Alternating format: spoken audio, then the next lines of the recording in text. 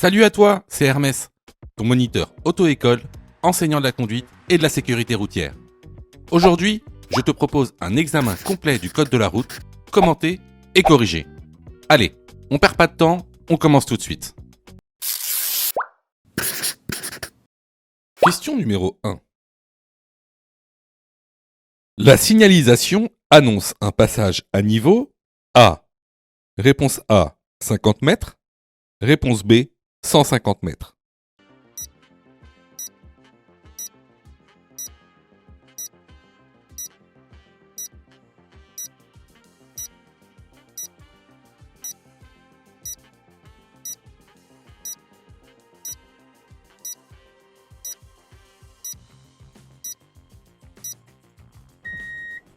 Alors, ici, la signalisation est composée de trois éléments.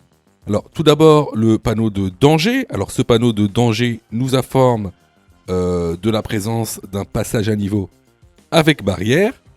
Ensuite, on a un panonceau qui vient donc préciser le panneau de danger, disant qu'effectivement, ce passage à niveau sera aussi doté d'un signal automatique. Et juste en dessous, on a une balise de passage à niveau. Donc, cette balise, elle est décomposée en 3 balises. Vous allez voir qu'il y a des balises avec 3 bandes rouges, comme ici, avec 2 bandes rouges et avec une bande rouge. Donc, ces balises, elles servent à quoi? Ces balises, elles vous permettent de connaître la distance entre cette balise et le passage à niveau. Alors, ici, on est en hors agglomération. Donc, lorsque tu verras une balise avec 3 bandes rouges, ça voudra dire que tu es à 150 mètres du passage à niveau. Si tu rencontres une balise avec 2 bandes rouges, cela voudra dire que tu es à 100 mètres du passage à niveau. Et si tu rencontres une balise avec une seule bande rouge, tu es à 50 mètres du passage à niveau. Alors, pour tous ceux qui se demandent, mais comment savoir si on est en agglomération ou hors agglomération ? Je vous incite fortement à aller sur la plateforme pédagogique, car ça c'est vraiment une question de cours simple que vous devez savoir, hein, c'est super important. Donc, pour répondre à la question, ici, la bonne réponse est la réponse B. Question numéro 2. La voiture bleue est bien garée. Oui, réponse A. Non, réponse B.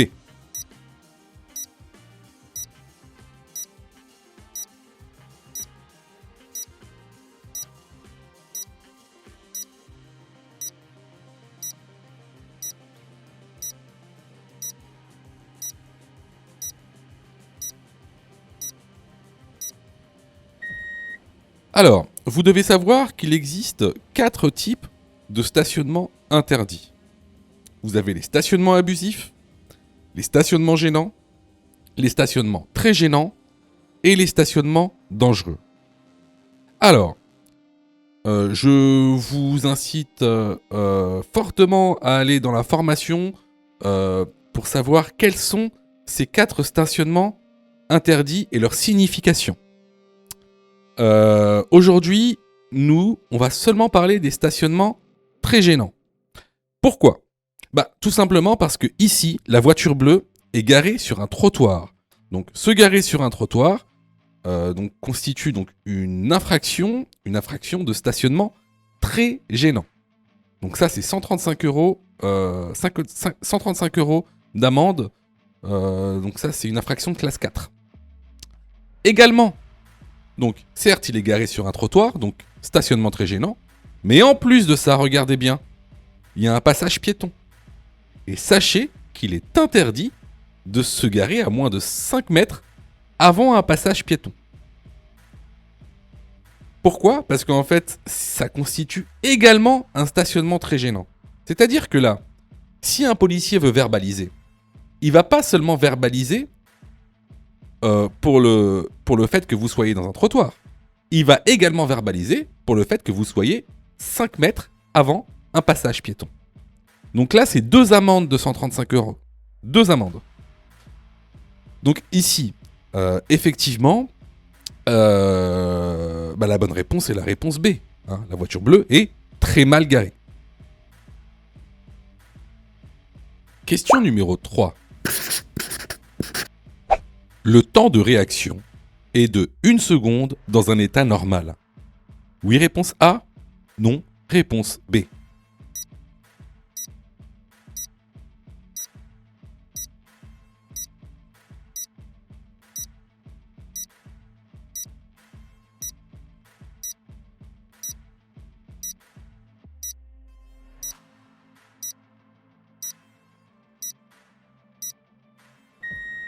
Alors, qu'est-ce que le temps de réaction ? Le temps de réaction, c'est le temps que vous allez mettre entre le moment où vous percevez un danger, par exemple ici le piéton, et le moment où vous allez agir, par exemple ici freiner. Alors, ce laps de temps est de 1 seconde pour tous les individus dans un état normal. À quoi il correspond de manière exacte ? Tout d'abord, la perception d'un danger. Ensuite, l'analyse du danger. Dans un troisième temps, une prise de décision va être faite. Et ensuite, vous allez agir. Par exemple, ici, freiner. C'est ce qu'on appelle le PADA. C'est un bon moyen mémotechnique pour s'en souvenir. Donc, la bonne réponse ici est la réponse A. Question numéro 4. Le véhicule jaune est en infraction. Oui, réponse A. Non, réponse B.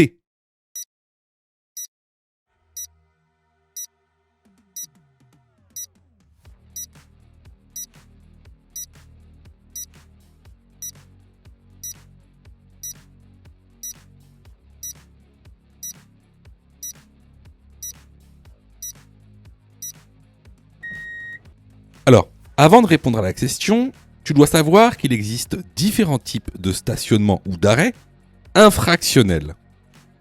Tout d'abord, tu as l'arrêt ou le stationnement abusif. Ensuite, gênant. Puis, très gênant. Et enfin, le stationnement ou l'arrêt dangereux.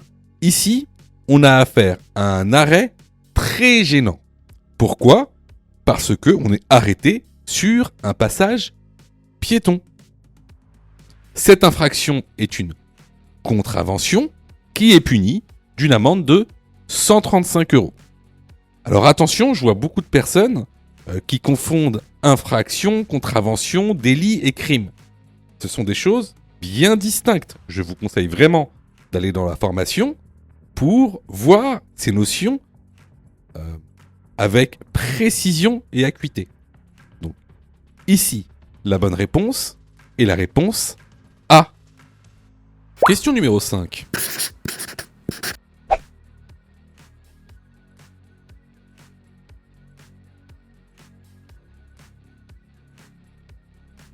Vous êtes le piéton.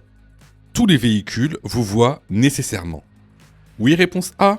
Non, réponse B.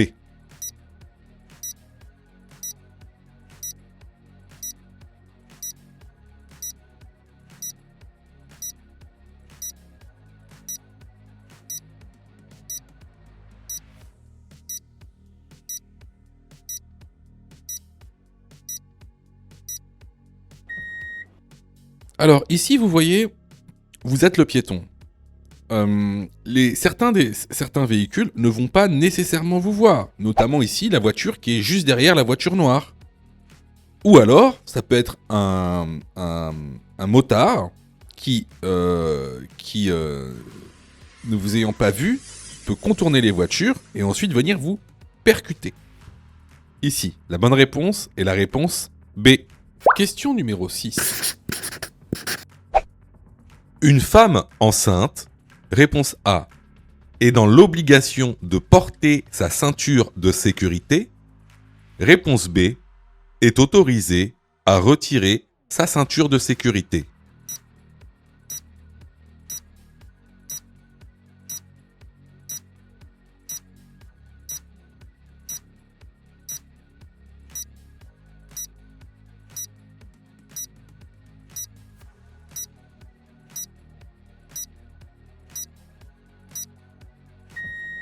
Alors, la ceinture de sécurité est obligatoire pour tous les usagers d'un véhicule. Donc si vous êtes à l'intérieur d'un véhicule, que vous soyez conducteur ou passager, vous êtes obligé de mettre votre ceinture, que vous soyez un enfant, que vous soyez une femme enceinte, peu importe. Alors, effectivement, il faut savoir qu'il y a des dérogations. Mais ça, ce sont des cas vraiment particuliers. Il y a des dérogations préfectorales. Il faut passer devant un médecin agréé par la préfecture pour pouvoir justement avoir ces dérogations. Mais dans le cas général, la loi dit que la ceinture de sécurité est obligatoire pour tous. Donc ici, la bonne réponse est la réponse A. Question numéro 7. Je peux stationner sur la voie à ma droite. Oui, réponse A. Non, réponse B.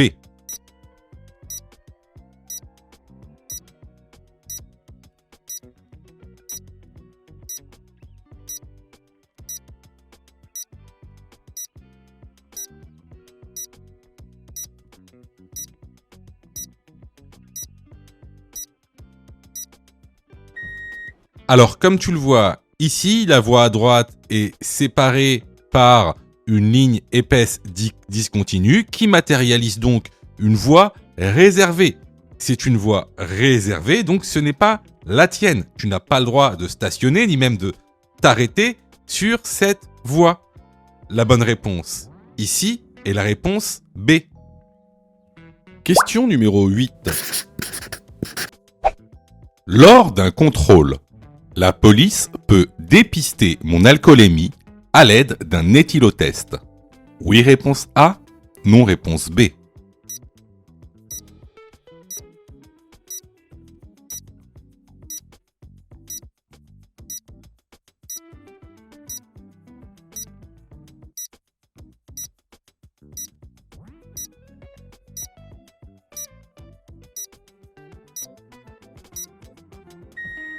Alors, effectivement, la police peut à tout moment, et peu importe les conditions, effectuer donc un dépistage d'alcoolémie. Donc, ce dépistage d'alcoolémie se fera à l'aide d'un éthylotest. Donc, il existe deux types d'éthylotests, les éthylotests chimiques et les éthylotests électroniques. Alors, je sais que beaucoup de gens vont me dire « Ah, mais il existe aussi les éthylomètres, tu as oublié les éthylomètres. » Alors, non. J'ai pas oublié les éthylomètres, mais un éthylomètre, c'est pas fait pour dépister la présence d'alcool. C'est fait pour mesurer la présence d'alcool. C'est pas la même chose. D'accord ? Donc, ici, la bonne réponse est la réponse A. Question numéro 9. Les usagers de trottinettes n'ont pas à respecter le code de la route. Oui, réponse A. Non, réponse B.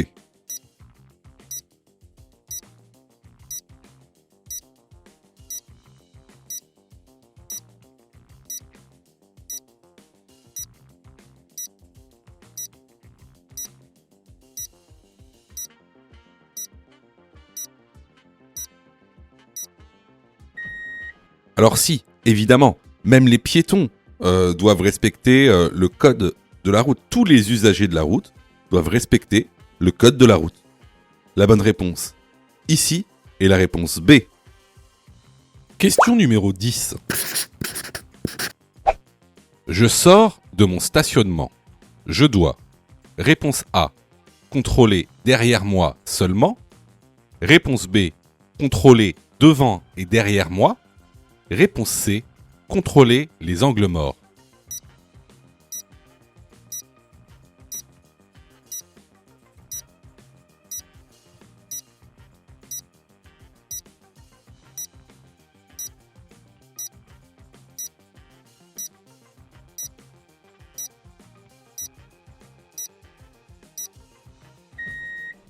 Alors ici, dans ce contexte, on a une voiture qui veut sortir de son stationnement, qui est un stationnement en créneau.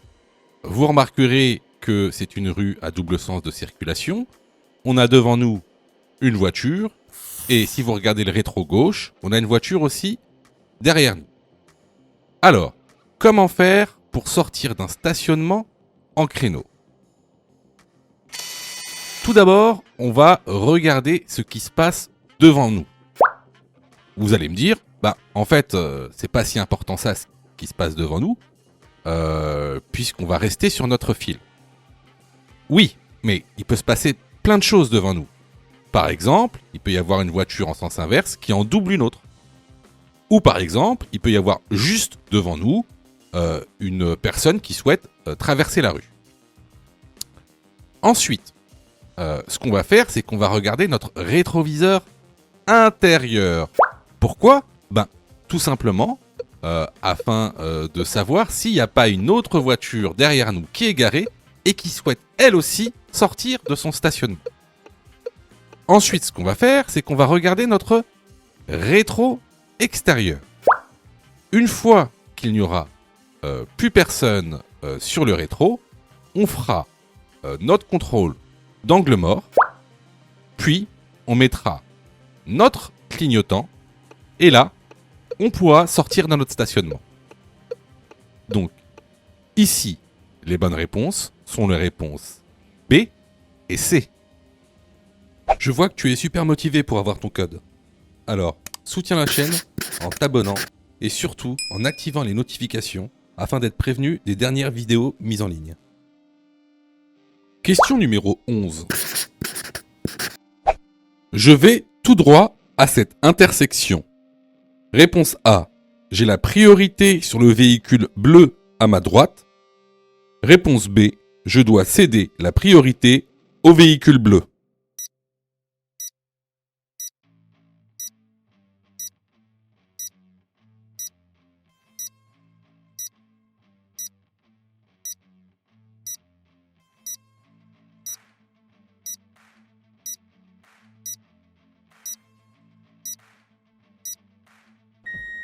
Alors ici on est sur une intersection qui n'est pas gérée par une signalisation. Donc la règle qui prime, c'est la priorité à droite. Ce véhicule se trouve à ma droite, il a donc la priorité. Je dois céder la priorité au véhicule bleu. La bonne réponse est la réponse B. Question numéro 12. Dans ce contexte, je réduis l'allure. Oui, réponse A. Non, réponse B. Je risque de rencontrer des ouvriers dans 900 mètres. Oui, réponse C. Non, réponse D.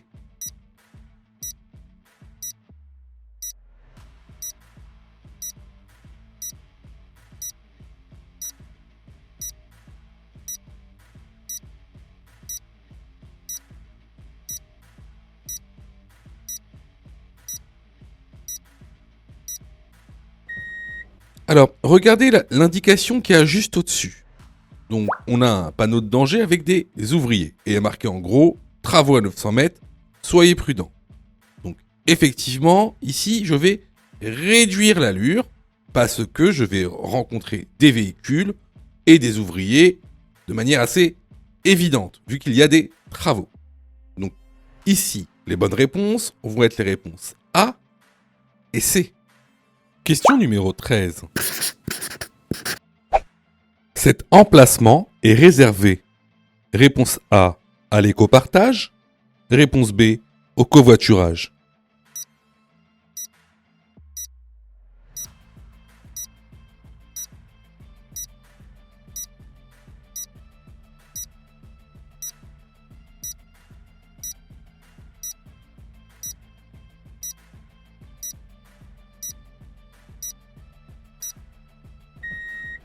Alors, cette question elle est intéressante parce que vous confondez toujours covoiturage, écopartage, écomobilité, écoconduite. Bon, aujourd'hui, on va voir la différence entre le covoiturage et l'écopartage. Alors, tu vois, ce panneau indique en fait le covoiturage. D'ailleurs, c'est marqué dessus. Alors que le panneau pour l'écopartage, c'est celui-ci. Alors, le covoiturage, c'est quoi ? Le covoiturage, c'est le fait de partager un itinéraire avec d'autres personnes. Ça peut être des amis, ça peut même être des inconnus que tu trouveras via certaines applications. L'écopartage, c'est quoi ? L'écopartage, c'est autre chose. L'écopartage, c'est le fait de louer un véhicule en libre service. Donc parfois pour moins d'une heure. Voilà. Donc c'est deux choses différentes. Alors ces deux choses différentes participent à l'écomobilité. C'est vrai. Mais c'est deux concepts différents. Ici, cet emplacement est réservé au covoiturage. La bonne réponse est la réponse B. Sais-tu que Mon Code de la route est aussi une plateforme pédagogique qui te permet de passer ton examen du code à partir de seulement 9,90 €. Et on a même conçu, spécialement pour toi, un programme qui te permet d'obtenir ton code en un temps record. C'est le programme Mon Code en 10 jours. Avec un calendrier de révision personnalisé, un contenu pédagogique par thème conforme à la nouvelle réforme, des nombreux tests d'examen blanc issus de l'examen officiel, accessible sur smartphone, tablette et PC durant 1 an et en accès illimité. Et surtout, cette formation est 100% remboursée en cas d'échec à l'examen. Alors, si tu souhaites obtenir ton code du premier coup sans te ruiner et sans risque, rejoins notre programme en cliquant sur le lien en description de la vidéo. Pour ça, tu as juste à cliquer sur le lien en description et à choisir ta formule. Question numéro 14. Après ce panneau, la vitesse maximale autorisée est de 50 km/h, réponse A, 80 km/h, réponse B, 90 km/h, réponse C, 110 km/h, réponse D.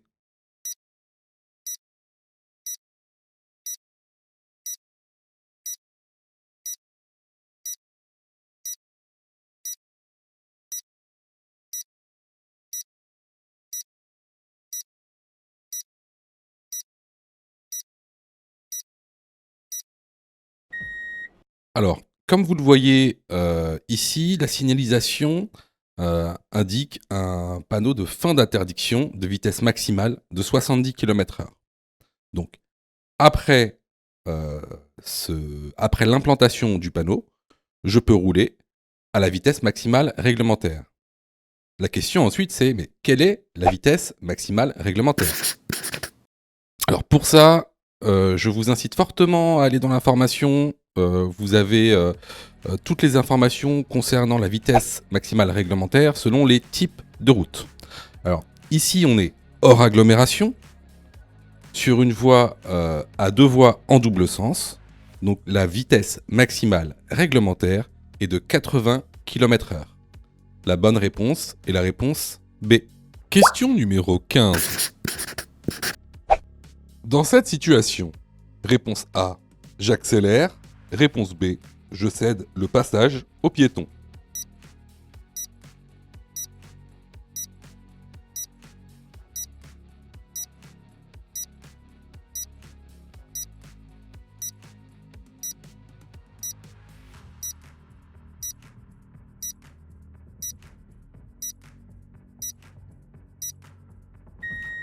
Alors, ici, il faut que tu vois deux choses. La première, c'est que le piéton est sur ta voie de circulation. De plus, on voit très bien qu'il a l'intention de traverser la rue. Donc, pour ces deux raisons, ce que tu vas faire ici, c'est que tu vas céder le passage au piéton. Effectivement, tu vas pas accélérer parce qu'il y a un danger devant toi et surtout, c'est un danger avec un usager vulnérable. Donc la bonne réponse ici est la réponse B. Question numéro 16. Je roule à 90 km/h. Ma distance d'arrêt est de réponse A, 81 mètres. Réponse B, 49 mètres. Réponse C, 30 mètres. Réponse D, 45 mètres.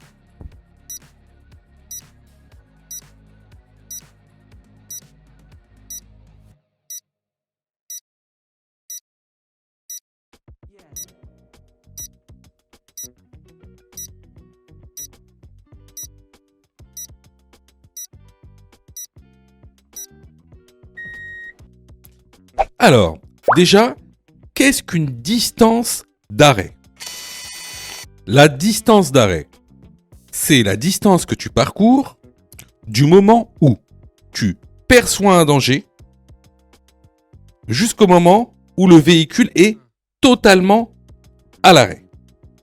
Donc, la distance d'arrêt comprend donc deux distances. La première, c'est la distance parcourue durant le temps de réaction. Alors, qu'est-ce que la distance parcourue durant le temps de réaction ? C'est la distance que je mets entre le moment où je perçois un danger et où le moment où j'effectue une action. Par exemple, freiner. Donc ça, c'est ce qu'on appelle la distance parcourue pendant le temps de réaction. Ensuite, la distance d'arrêt est également constituée de la distance de freinage, c'est-à-dire la distance que tu vas effectuer entre le moment où tu appuies sur le frein et le moment où tu t'arrêtes complètement. Alors, maintenant que vous connaissez la distance d'arrêt, comment je fais pour calculer la distance d'arrêt ? Alors là, c'est aussi très simple, c'est une question de cours simple. Alors, ici on roule à 90 km/h. Ce que je fais pour calculer la distance d'arrêt, je prends le chiffre des dizaines. Donc ici, le chiffre des dizaines, c'est 9. Et je le multiplie par lui-même, ce qui me donne 81. Donc ici, à 90 km/h, ma distance d'arrêt est de 81 mètres. La bonne réponse est donc la réponse A. Question numéro 17. Consommer des médicaments peut provoquer un état de somnolence. Oui, réponse A. Non, réponse B.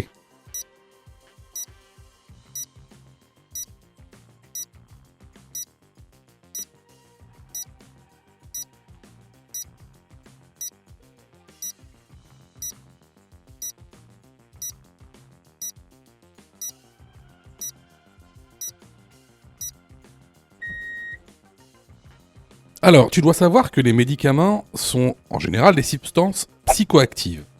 Donc, elles ont des effets sur ton corps et aussi ton état psychique.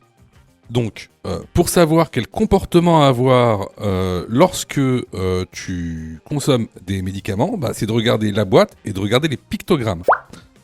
En général, la plupart des médicaments peut provoquer des états de somnolence. Donc ici, la bonne réponse est la réponse A.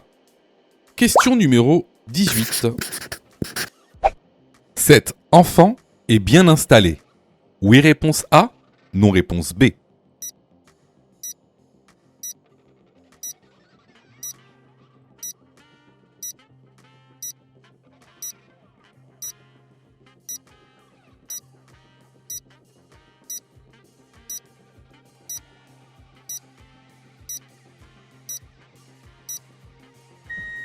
Alors là, c'est vraiment très facile. Cet enfant est très mal installé, tout simplement parce qu'il ne porte pas de ceinture de sécurité. De plus, dans ce cas-là, étant donné que le passager est mineur, c'est le conducteur qui est responsable et il devra payer une amende de 135 €. C'est une contravention de 4e classe. La bonne réponse, ici, est la réponse B. Question numéro 19. Je suis responsable si un cycliste percute ma portière. Oui, réponse A. Non, réponse B.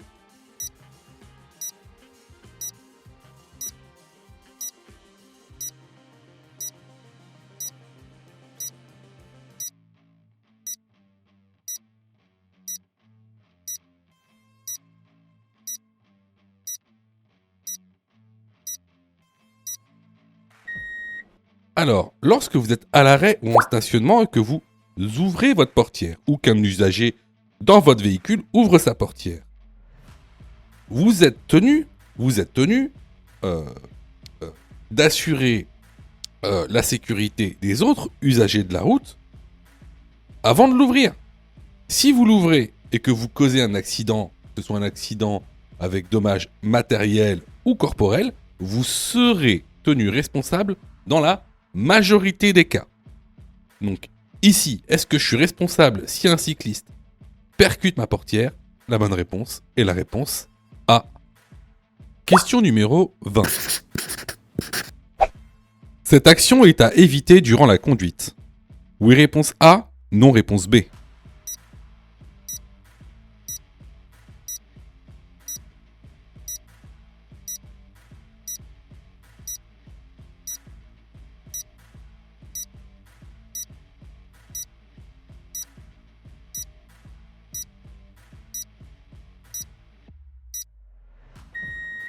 Alors, c'est évident. Utiliser un téléphone, un GPS, même la radio, durant la conduite, diminue votre vigilance et donc augmente les probabilités d'accident. Donc, c'est accidentogène. Donc, lorsqu'on conduit, on ne fait rien d'autre. La bonne réponse. Ici, question numéro 21. En France, les limitations de vitesse sont de réponse A, 50 km/h en agglomération. Réponse B, 130 km/h sur autoroute. Réponse C, 120 km/h sur autoroute.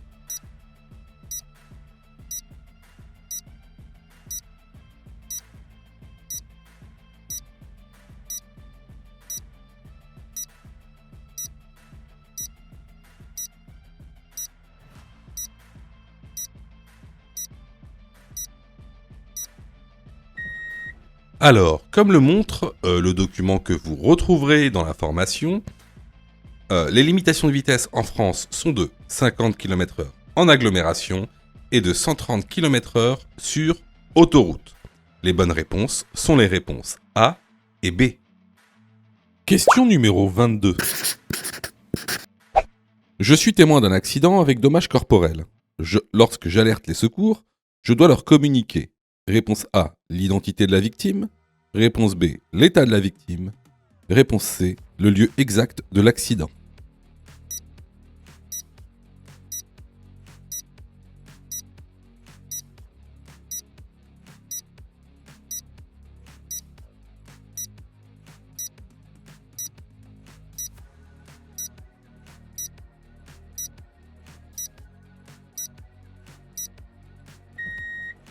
Alors, si vous êtes témoin d'un accident, donc avec dommages corporels, bien sûr, avant d'alerter les secours, il faut d'abord avoir un pré-diagnostic. Alors, on vous demande pas d'être un médecin, on vous demande pas de faire un diagnostic médical, mais en fait de donner les informations essentielles au secours. Alors, tout d'abord, ça va être des informations pratiques. C'est-à-dire, ça va être des informations de lieu. Il faudra donner l'adresse exacte si vous êtes en agglomération. Mais si par exemple vous êtes sur une route que vous ne connaissez pas ou une autoroute, il faudra aussi donner des informations assez précises pour que les secours puissent venir rapidement. Alors par exemple, si vous êtes sur une route ou une autoroute, il faudra donner le numéro de la route ou de l'autoroute. Il faudra aussi donner le sens de circulation dans lequel vous êtes. Par exemple, je suis sur la A13 direction Versailles. Le plus simple, par exemple, lorsque vous êtes dans une route ou une autoroute, c'est par exemple de donner les indications qu'il y a sur les bornes kilométriques. Vous vous souvenez, on a vu ça plusieurs fois. Donc il y a des bornes kilométriques sur les autoroutes, mais sur les routes aussi. Donc ça permettra au secours d'avoir une localisation précise et donc d'intervenir le plus rapidement possible. Alors ensuite, il y aura on va dire un pré-diagnostic global de l'état de la victime. Donc il faudra donner comme information, donc est-ce que la victime est consciente ou non? Est-ce que la victime respire ou non? Est-ce que la victime peut se déplacer ou non? Est-ce que la victime a une hémorragie externe ou non? Voilà. Donc c'est un pré-diagnostic, on va dire, global. Donc ici, pour répondre à la question, est-ce qu'on donne l'identité de la victime? Non. Clairement, ça n'a aucune importance de donner le nom, le prénom, la date de naissance de la victime. Par contre, donner l'état de la victime et le lieu exact de l'accident, c'est primordial. Donc ici, les bonnes réponses vont être les réponses B et C. Alors, attention, tout ce qui est dit sur cette chaîne concernant les secours, les premiers secours à la personne ne sont valables que pour l'examen du code de la route. C'est de la théorie pure. Pourquoi je vous dis ça ? Parce qu'en fait, dans la réalité, il y a plein de cas particuliers. Donc, si vous voulez savoir comment réellement secourir une personne, il faut passer votre brevet de secourisme. D'accord ? Donc, ce qui est dit ici n'est valable que pour passer l'examen du code de la route, car c'est de la théorie. On ne fait que balayer les grandes lignes. Les vidéos sont totalement gratuites, donc abonne-toi pour aider la chaîne et surtout, active les notifications pour être prévenu des dernières vidéos et avoir ton code beaucoup plus rapidement. Question numéro 23. Dans cette situation, j'allume mes feux. Réponse A, de brouillard. Réponse B, de route.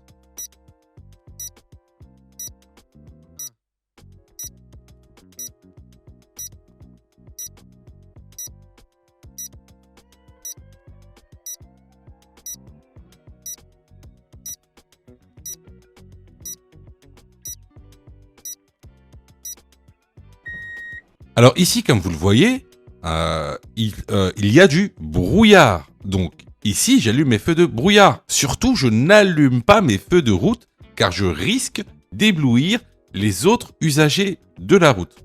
Donc la bonne réponse ici est la réponse A. Question numéro 24. Ce panneau indique une interdiction de stationner du côté pair. Oui, réponse A. Non, réponse B.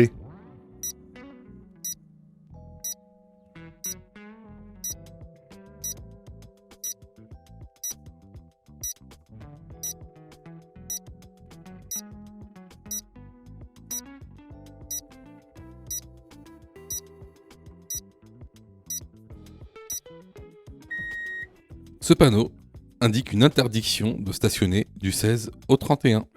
La bonne réponse est la réponse B. Question numéro 25. Je peux effectuer un arrêt juste devant le passage piéton. Oui, réponse A. Non, réponse B.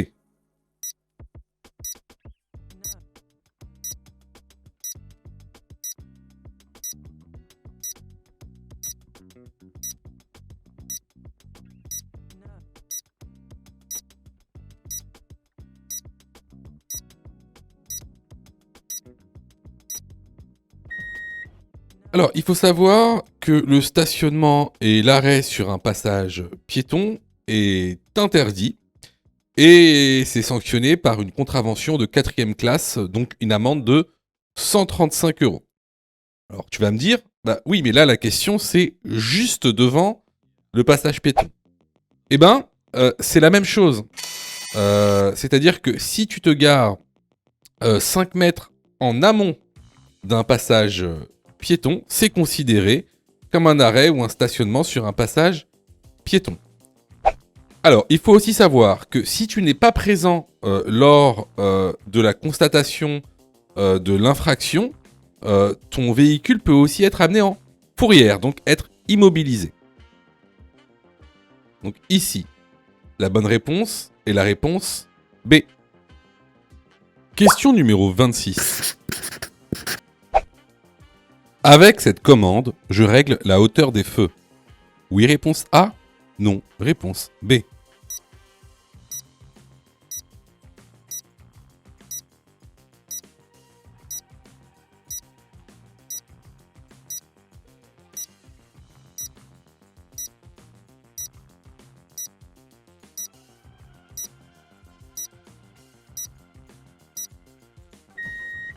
Alors oui, cette commande te permet de régler la hauteur des feux.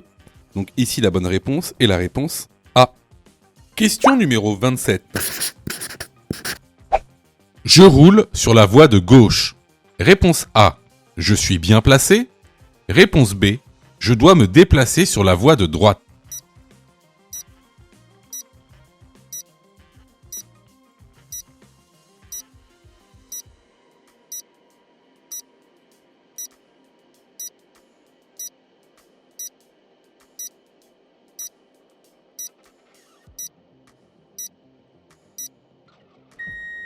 Alors, en France, on roule sur la voie de droite. On n'a pas le droit de rouler sur la voie de gauche, à part exception. Par exemple, quand tu dépasses ou par exemple quand ici la route est bouchée. Ici, c'est pas le cas, donc je dois me déplacer sur la voie de droite. La bonne réponse ici est la réponse B. Question numéro 28. J'aborde un carrefour à sens giratoire. Réponse A. Je cède la priorité à gauche.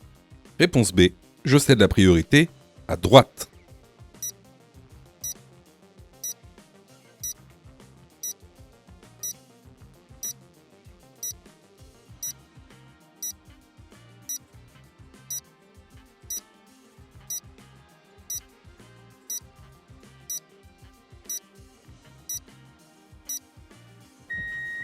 Alors ici, comme tu le vois, quand on rentre dans un carrefour à sens giratoire, on a un panneau céder le passage. Donc ici, sur un carrefour à sens giratoire, on cède le passage aux véhicules qui viennent de gauche. Hein, contrairement à ce qu'on peut avoir quand on aborde par exemple un rond-point. Donc ici, la bonne réponse est la réponse A. Je cède la priorité à gauche. Si tu aimes le contenu, alors prends quelques secondes pour liker la vidéo. C'est très important. Cela nous permet d'être mieux référencés et donc de te présenter encore plus de vidéos pour que tu puisses obtenir ton code le plus rapidement possible. Question numéro 29.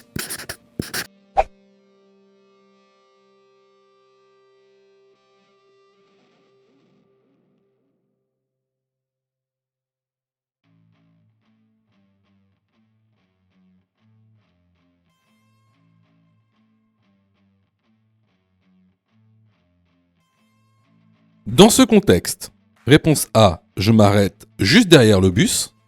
Réponse B, je m'arrête avant le passage piéton.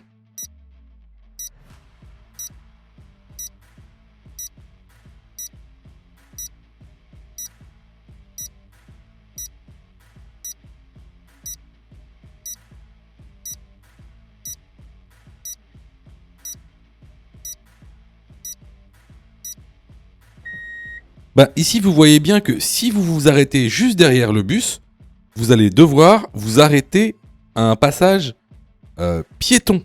Or, il est totalement interdit de s'arrêter et de stationner à un passage piéton, même quand il y a de la circulation.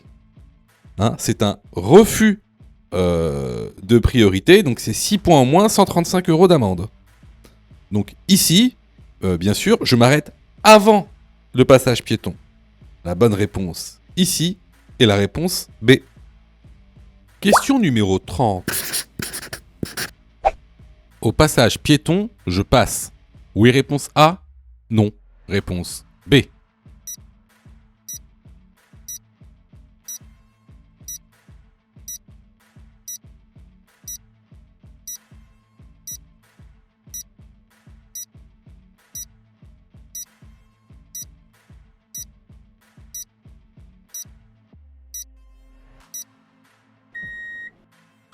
Alors là, franchement, vous avez de la chance parce que ça fait 2 questions très faciles, très faciles d'affilée.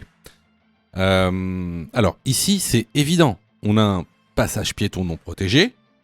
En plus de ça, regardez à gauche, il y a un piéton qui est déjà engagé, donc qui est sur la voie. Donc il est automatiquement prioritaire. Mais de toute façon, dans tous les cas, passage piéton, je laisse la priorité au piéton. La bonne réponse, ici, est la réponse B. Question numéro 31. Pour estimer mon alcoolémie, je peux utiliser un éthylotest chimique. Oui, réponse A. Non, réponse B. Un éthylotest électronique. Oui, réponse C. Non, réponse D.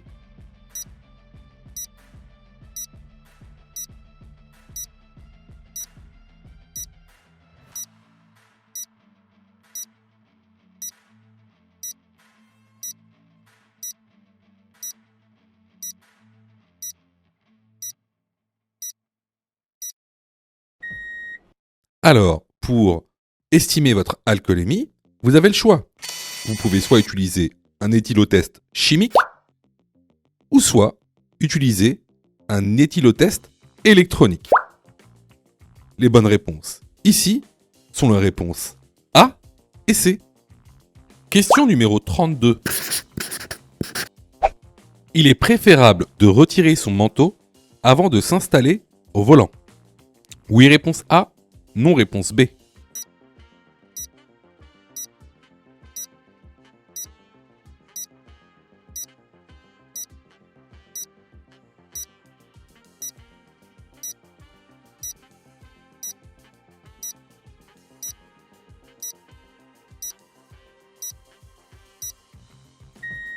Alors effectivement, pour des raisons de confort, mais aussi pour une meilleure attache de la ceinture de sécurité, il est préférable de retirer son manteau. La bonne réponse ici est la réponse A. Question numéro 33. Pour remplir le réservoir de liquide de refroidissement, je débouche le bouchon noir. Oui, réponse A. Non, réponse B.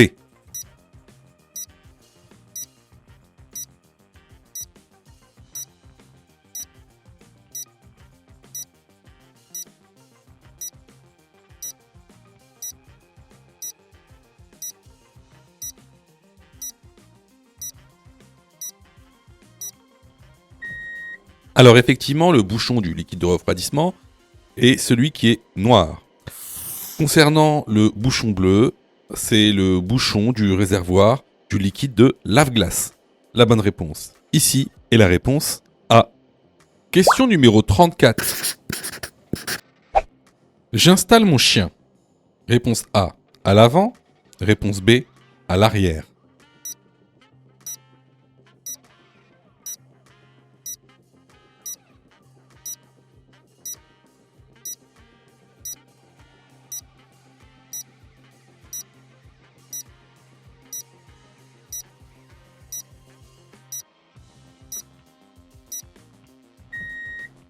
Alors, il faut que tu saches, si tu as un chien, qu'il ne faut jamais l'installer à l'avant. Alors, pourquoi? Tout simplement parce qu'il pourrait toucher les commandes, notamment le volant, la boîte de vitesse, les feux de voiture. Alors, il faut aussi que tu saches que il y a des systèmes de sécurité pour attacher ton chien. Parce que le chien, il faut aussi qu'il soit attaché. Bah, pourquoi? Parce que tout simplement, si tu freines brusquement, il risque d'être projeté à l'avant. Donc voilà, il faut que tu saches qu'il y a des systèmes homologués d'attache pour les chiens. Donc ici, la bonne réponse est la réponse B. Alors, vous voyez, il y a beaucoup de gens, en fait, je sais, hein, je sais que vous vous êtes trompés. Enfin, beaucoup d'entre vous se sont trompés. Je sais que vous passez beaucoup de temps à réviser votre code. Je le sais.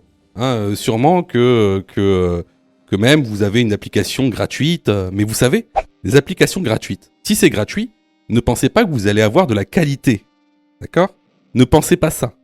Hein, c'est pas pour rien qu'il y a 40% de taux d'échec. Quasiment la moitié des gens qui regardent cette vidéo vont rater leur code. Pas parce qu'ils n'ont pas travaillé, pas parce qu'ils sont nuls, parce que vous avez été mal formés. C'est pour ça que nous, on vous propose donc une plateforme de formation 100% dédiée au code de la route, réalisée par des professionnels, avec une méthodologie adéquate qui vous permettra d'avoir votre code de la route rapidement. En plus de ça, vraiment ça coûte pas cher. Vous pouvez commencer à vous former pour 9,90 €. Ça, c'est la formule la plus basse. Sinon, vous pouvez même choisir la formule Mon code en 10 jours. Et avec cette formule, vous êtes 100% remboursé si vous ratez votre code. Simplement en envoyant la preuve de votre échec. Donc voilà, moi un petit conseil que je vous donne, surtout si vous êtes trompé à cette question, allez dans la plateforme, formez-vous correctement. Vous allez voir, ça va bien se passer. Pour ça, tu as juste à cliquer sur le lien en description et à choisir ta formule. Question numéro 35. En ville, il est plus rapide d'effectuer un petit trajet à pied qu'en voiture. Oui, réponse A, non, réponse B.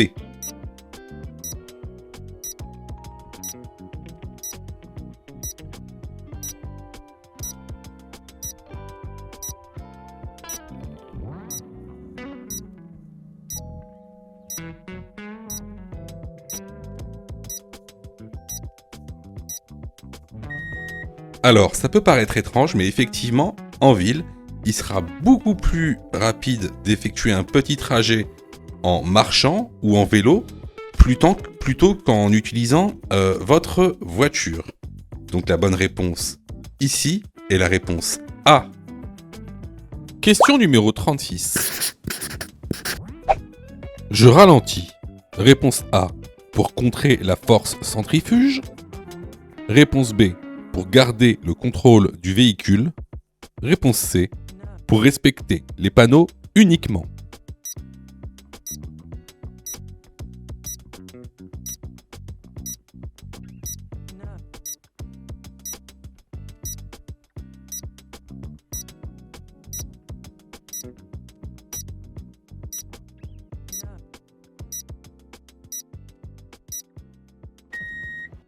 Alors là, on rentre dans une trajectoire courbe. Donc effectivement, on va ralentir pour contrer la force centrifuge afin de garder le contrôle du véhicule et pas seulement pour respecter les panneaux. Les bonnes réponses ici sont les réponses A et B. Question numéro 37. Des pneus sous-gonflés entraînent une surconsommation de carburant. Oui, réponse A. Non, réponse B. La pression doit être vérifiée. Réponse C, tous les mois. Réponse D, avant un long trajet.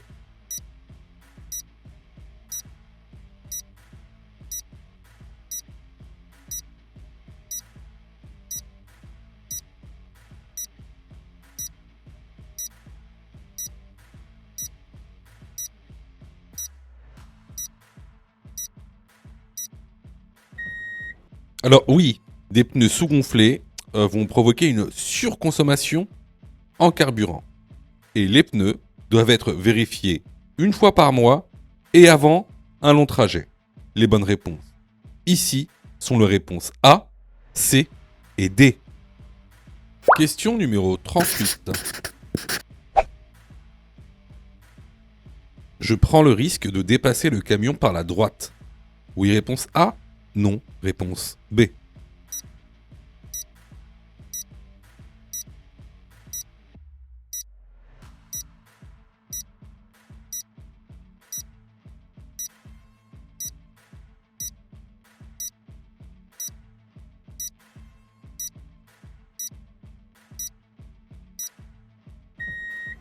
Alors ici déjà, regardez le marquage au sol.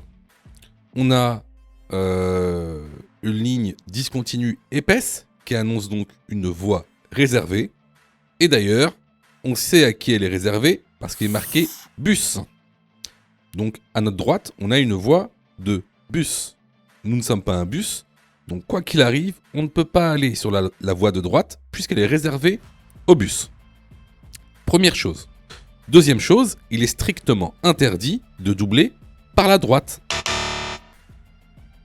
Donc, au vu de ces deux arguments, je ne prends pas le risque de dépasser le camion par la droite. La bonne réponse est la réponse B.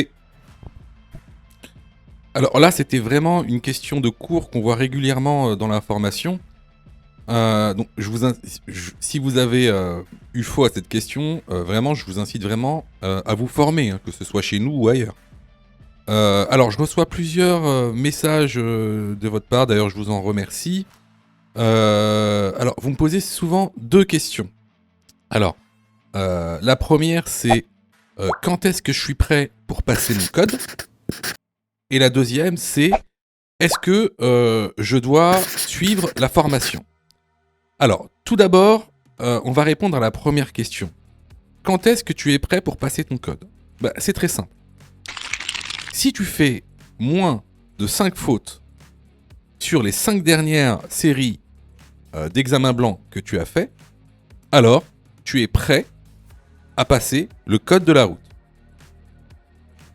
Donc attention, hein, ça veut dire qu'il faut que sur les 5 dernières séries que tu as faites, de manière consécutive, il n'y a pas une seule série où tu as fait plus de 5 fautes. Donc si tu as fait plus de 5 fautes à une seule série, il faut que tu continues à faire des examens blancs. La deuxième question. est-ce que il serait mieux pour moi de prendre une formation? Alors, là, c'est pareil.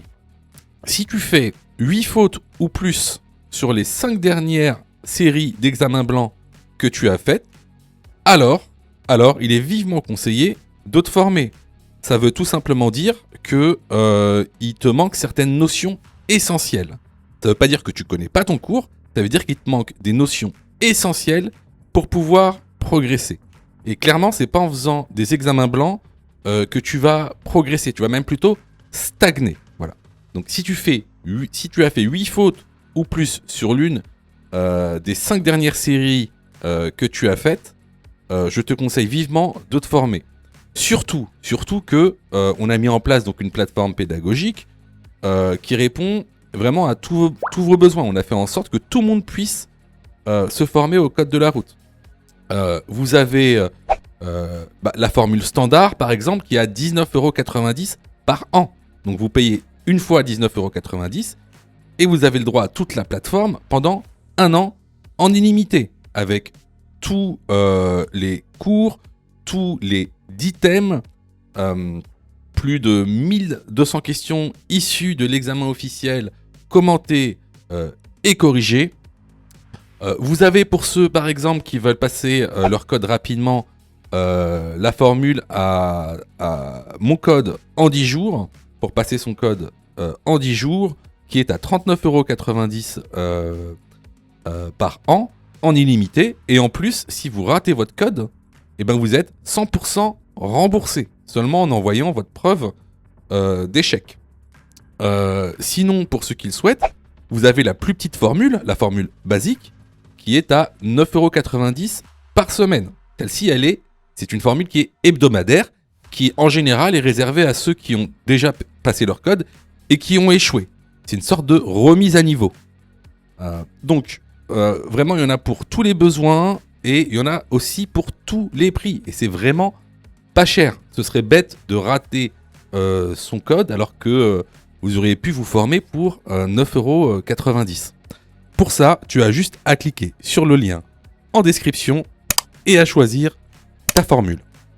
Question numéro 39. Le système Start and Stop permet de réduire la consommation. Oui, réponse A, non, réponse B.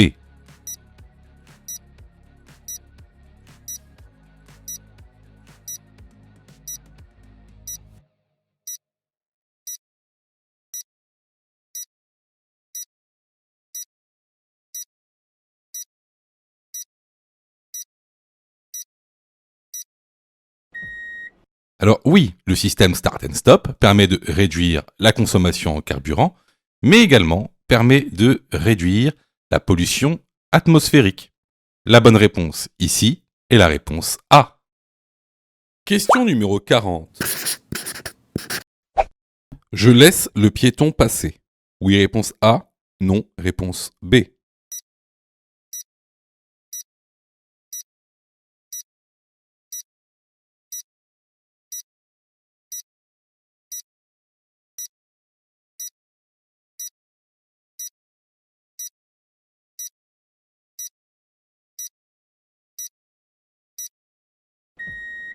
Alors ici, vous voyez qu'il n'y a pas de passage piéton.